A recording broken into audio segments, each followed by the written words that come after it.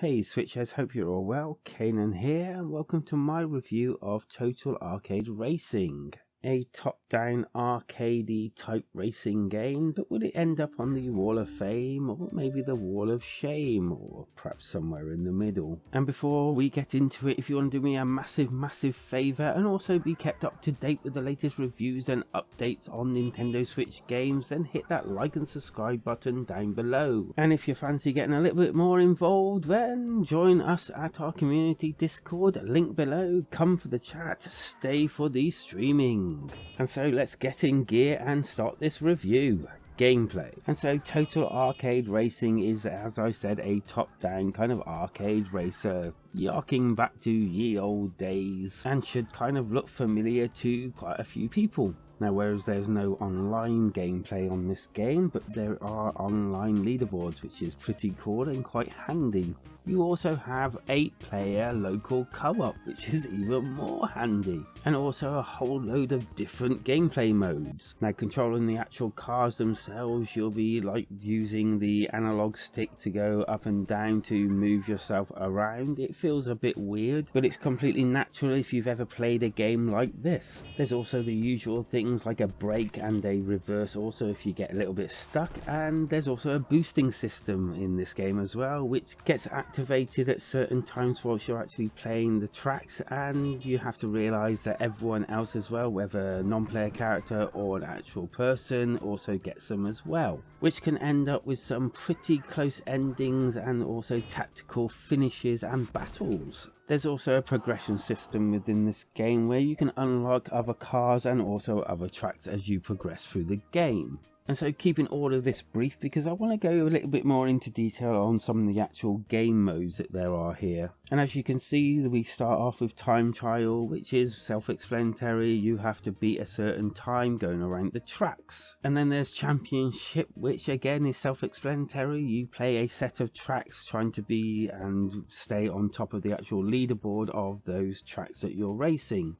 I.e. if you race 3 tracks, each track you'll be positioned, and whatever your position is you gain points, and that points will go onto a leaderboard, and then at the end of all 3, whoever scored the most points between them wins. And then there's custom race, where it's kind of like a customized race for each track that you do. Next up we see survival, which I thought was an interesting game mode where you're basically on your own and you have to make sure you don't get hit by any of the other cars that come out of these little points around the actual track.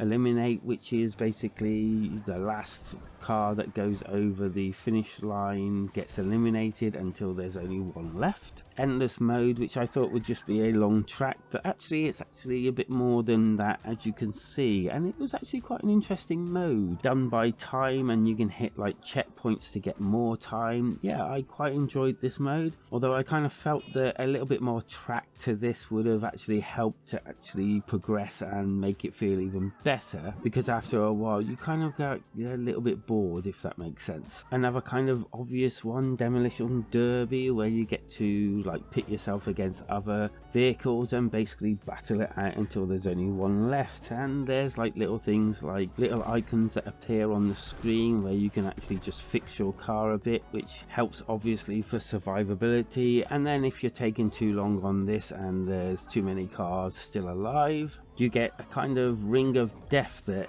like settles around the actual outer and starts coming inwards and inwards until you're kind of either squeezed into a small area and beating each other, or you get eliminated because you get hit by the actual red ring itself. And then there was a couple of modes that could only be played in 2 or above players, and that was car hockey, which I found quite interesting and quite good, sort of funnish. As you can see, it took my wife quite a while to actually get into it, enough to actually play it, but I found this mode quite an interesting concept. And then there was the delivery, where basically you have to go and pick up a package and deliver it to a set point on the actual map. Again, my wife was struggling with the controls, mainly because she's never played anything like this, and I think obviously with newcomers it'll take a little bit to actually get used to the way these things are actually controlled. And for me, I think delivery was the best mode out of the 2. It was a lot more engaging and a lot more fun, but that's not to say that car hockey wasn't fun at all.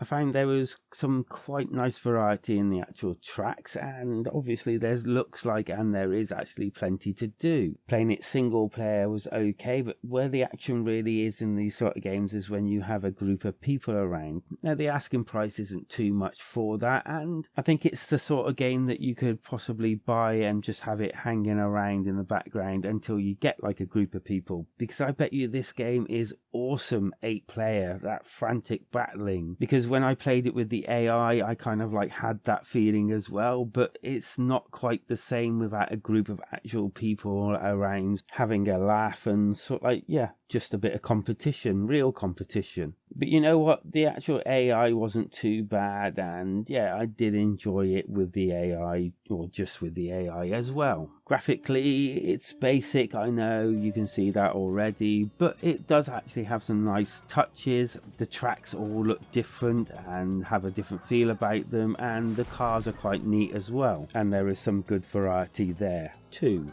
The good, well, there's plenty here on offer. It's not too overly priced. There's loads of tracks and loads of cars to unlock, and there is quite a few modes. The bad, I think the control system is standard for this sort of thing, but I think, as I've seen with my wife, newcomers to the genre will struggle a little bit.